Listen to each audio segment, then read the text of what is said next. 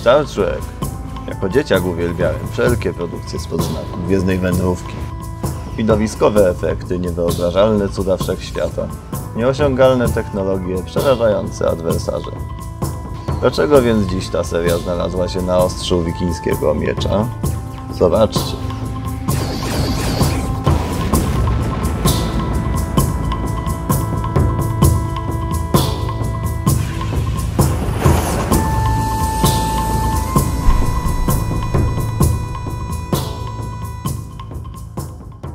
Z tej strony Peter, witajcie na kanale Aesir Vikings of Film. Od dłuższego czasu nosiliśmy się z zamiarem rozpoczęcia takiego okołofilmowego formatu komentarzy.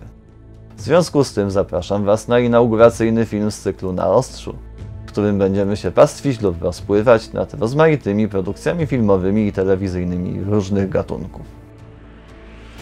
Fragment, który widzieliście w intro, pochodzi z filmu Star Trek First Contact. Jest to 8. z kolei feature film w uniwersum Star Treka, a zarazem debiut reżyserski Jonathana Frakesa, już wcześniej doskonale znanego fanom serii jako twórca postaci komandora Williama Rikera. First Contact naprawdę nieźle łączy dynamiczną akcję z wciągającą fabułą i rozwojem postaci, a na szczególną uwagę zasługuje tu wyeksponowanie wątku traumy i wewnętrznych konfliktów kapitana Picarda, które gnębią go od czasu asymilacji przez Borga. Ten wątek stworzył nareszcie okazję do zaprezentowania kunsztu aktorskiego Sir Patricka Stewarta, którego gra zawsze była jednym z najmocniejszych punktów serii.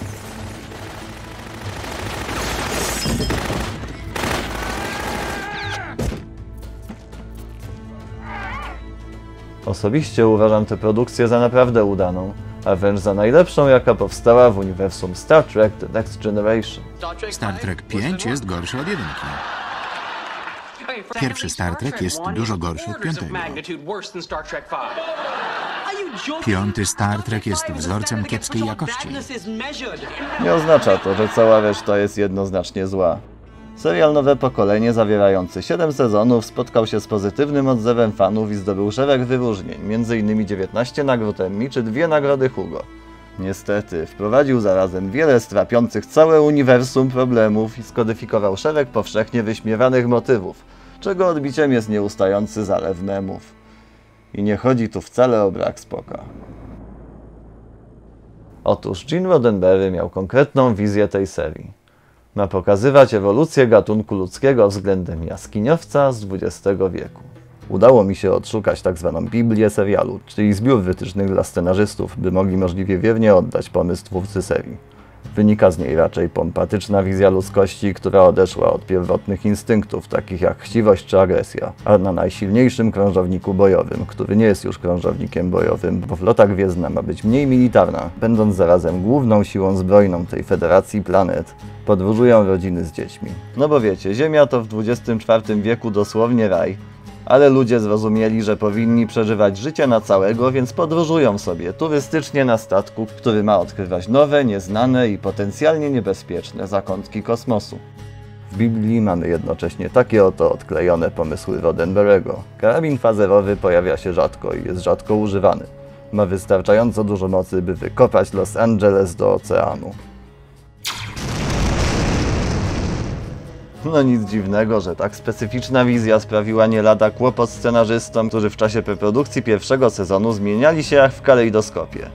Tym bardziej, że Roddenberry podchodził do swoich pomysłów niczym do dogmatów religijnych, a do tego traktował autorów skryptu jak śmieci. Ponoć nasyłał nawet prawników, by rozkładali na czynniki pierwsze efekty ich półrocznej pracy. W rezultacie podobno sam napisał od nowa 15 pierwszych odcinków, bo scenarzyści nie potrafili wystarczająco ukazać interakcji bez odwoływania się do pierwotnych motywów człowieka. Rezultatem jest nienaturalny stoicyzm postaci, który odbiera wielu z nich wiarygodność i utrudnia jakiekolwiek emocjonalne związanie się z nimi. Data nie powinien się uśmiechać, ale czasami musi.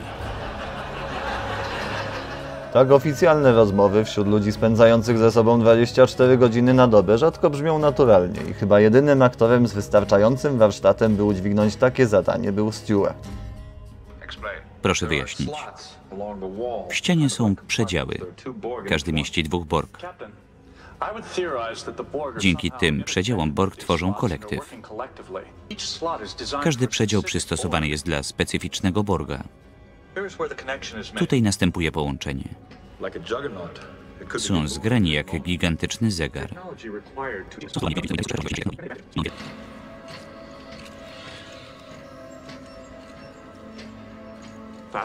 Fascynujące. Ten beznamiętny stoicyzm razi jeszcze bardziej w sytuacjach, które normalnie powinny wyzwalać spontaniczne reakcje. Oto jak wyglądało pierwsze zetknięcie się załogi Enterprise z Borgiem. Poruczniku,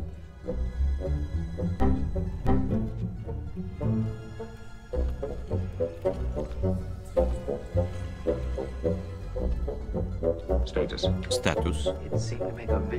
Obejrzał rdzenie reaktora, potem przeszedł tam. To tylko zwiadowca. Przeanalizuje waszą technologię. Spróbuje przejąć kontrolę nad statkiem, radzę go powstrzymać. Sorry za cenzurę, CBS nie umie w prawo cytatu. Przestań. Nie mogę ci na to pozwolić. Może się wreszcie odczepią. Panie Worf. Chorąży. Just do it!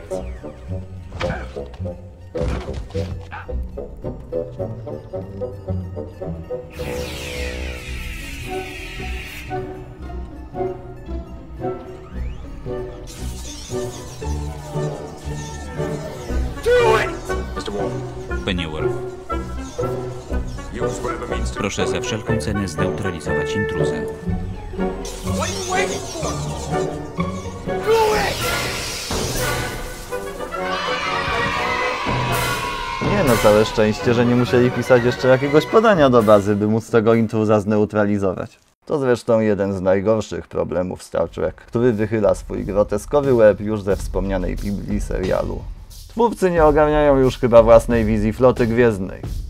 Niby to flota wojenna, jedyna siła zbrojna Federacji w razie wszelkich konfliktów, choćby z wrogami takimi jak Borg, ale jednak nie wojenna, bo teraz to organizacja badawcza. Czyli niby NATO, ale jednak NASA.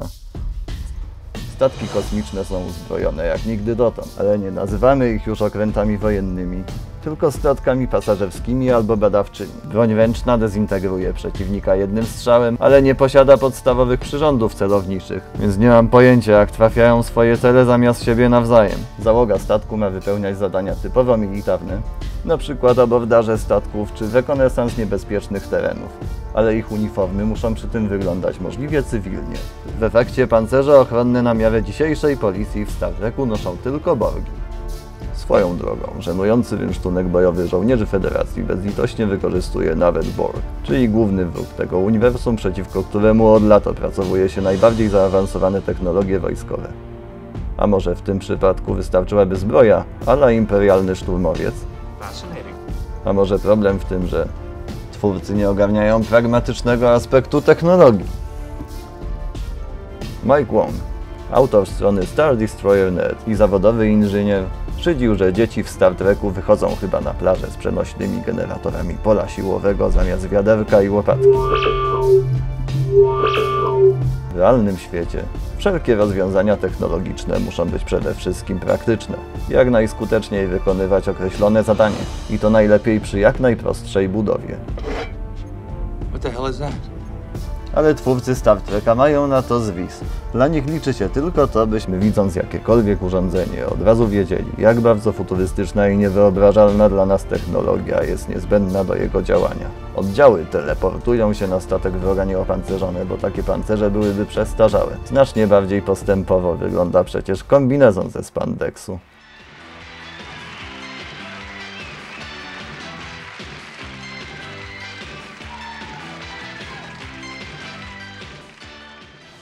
Być może z tego samego powodu Federacja nie używa nigdy żadnych pojazdów naziemnych. Mają przecież super nowoczesne transportery, a jeśli gdzieś się teleportować nie da, to lepiej niech dylają z buta, niż jakby mieli używać tak przestarzałych środków transportu.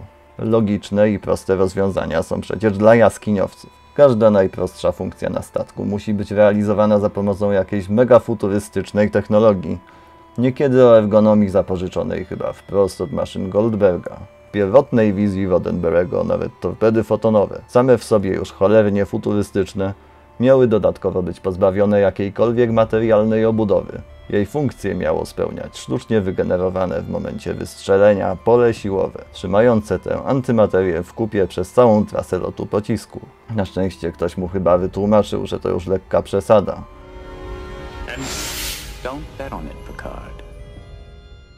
Pola siłowe zastąpiły natomiast archaiczną szybę w celu oddzielenia pomieszczeń na statku od próżni wszechświata. Inżynierowi odpowiedzialnemu za to rozwiązanie chyba nikt nie wytłumaczył, że krótka chwila bez zasilania może oznaczać to.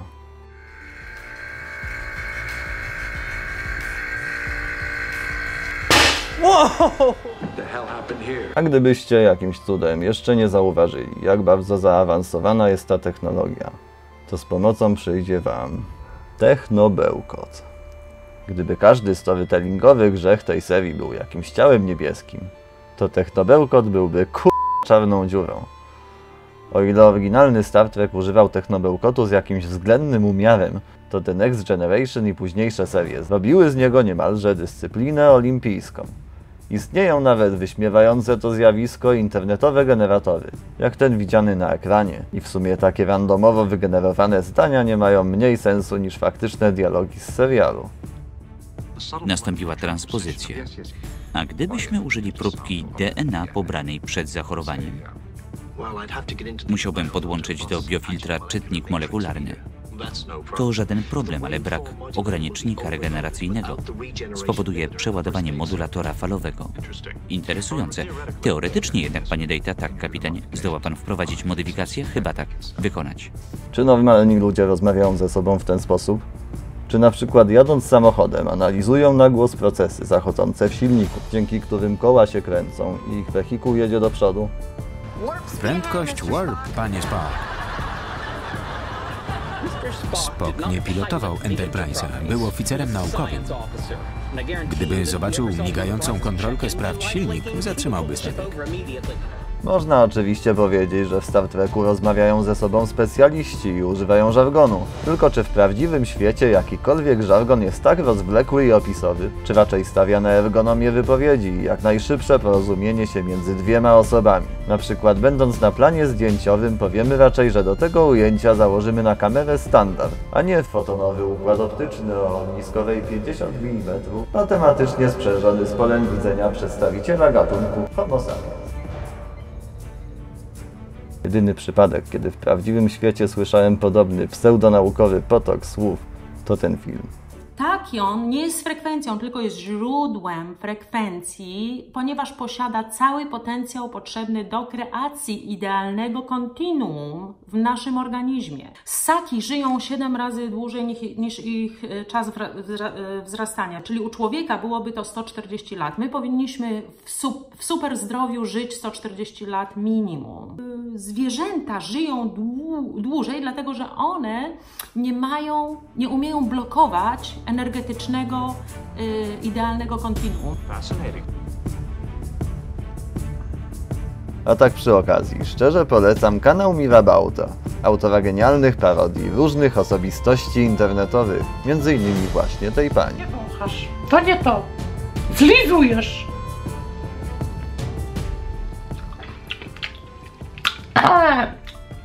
Ale wchodzi. Mocne. To jest właśnie Dix Bochion. Niech was nie zmyli to, że to wygląda jak płyta CD. To nie jest żadna płyta CD. To jest prawdziwy Bochion dostępny na stronie botoxpolska.pl. Zresztą tachiony i częstotliwości to jedne z głównych elementów technobełkotów w Star Treku.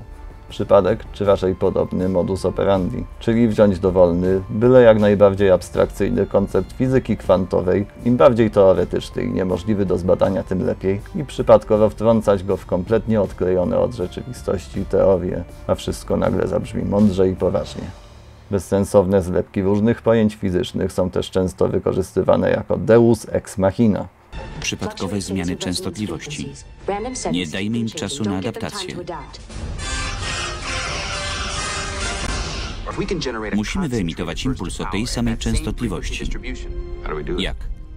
Główny deflektor. Jestem pewien, że istnieją jakieś pijackie gry, gdzie ludzie wychylają kolejkę, ilekroć w Star Treku padną słowa kwantowy, neutrino albo nazwa jakiejś kompletnie fikcyjnej fizycznej cząstki. Jeśli pomyśleliście sobie teraz, No dobra, czepiasz się tych błędów, ale przynajmniej Star Trek pokazuje idealną przyszłość ludzkości. To tu niestety też muszę was rozczarować, ponieważ cała idylla w tym całym serialu kompletnie nie trzyma się kupy. Według fabuły, od wydarzeń z czasów serii oryginalnej minęło ponad 100 lat. Ludzkość diametralnie się przez ten czas zmieniła. Nie ma już wewnętrznych konfliktów, choroby w dużym stopniu zostały opanowane.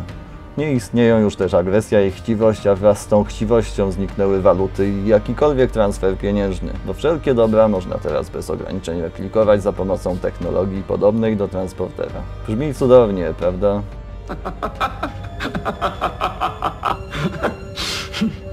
Nasuwa się jednak kilka pytań. Kto posiada te wszystkie replikatory w świecie, w którym nie ma już własności prywatnej? Jeśli jest to federacja, to czy może z dnia na dzień pozbawić obywateli dostępu do wszelkich dóbr materialnych albo pożywienia? Jeśli nikt już nie musi pracować, to po diabła ludzie kończą tę gwiezdną akademię i zaciągają się na statkach, gdzie skazują się na los wiecznego, kosmicznego tułacza, zamiast relaksować się przez całe życie z rodziną na jakiejś tropikalnej wyspie. Dlaczego ryzykują życie w starciach z różnymi wrogimi kosmitami i fenomenami czasoprzestrzennymi? Tną nas jak pieczeń. Straty. 18 członków załogi. I czy istnieje może jakiś odgórny przymus pracy? Jeśli tak, to jakie są kryteria wynagradzania? Czy jedyną nagrodą jest prestiż, satysfakcja, poczucie, że służysz ogólnemu dobru? Na Enterprise chciałbym pozostać na zawsze. Tak ci się tylko wydaje. Jeśli tak, to czy nie bardziej opłaca się być zwykłym technikiem od napraw tych replikatorów na własnej rodzinnej planecie, niż stawiającym czoła wszelkim niebezpieczeństwom kapitanem Gwiezdnej Floty? Bo skoro zawód oficera nie gwarantuje już żadnych większych korzyści, to właściwie po co? Może to być oczywiście efekt ewolucji, ale równie prawdopodobne jest, że rzeczywistość Federacji to autorytarny reżim, a powszechne zadowolenie jej obywateli to nic innego jak tylko spójny przekaz propagandowy, bo w końcu wszelkie formy transmisji w tym świecie również kontroluje Federacja. A przy takiej monopolizacji transportu, technologii i siły, wszelkie próby wyłamania się byłyby prawdopodobnie skazane na niepowodzenie. Wyrosłem ze Star Treka. Nierealne postaci, absurdalna fabuła, stek bzdur. Idziemy. Żyj długo i pomyślnie. Dzięki, że byliście z nami. Mam nadzieję, że bawiliście się dobrze. Będziemy wdzięczni za wszelkie sugestie odnośnie kanału i przyszłych produkcji. No i oczywiście za suby i lajki. Do zobaczenia wkrótce. Skål!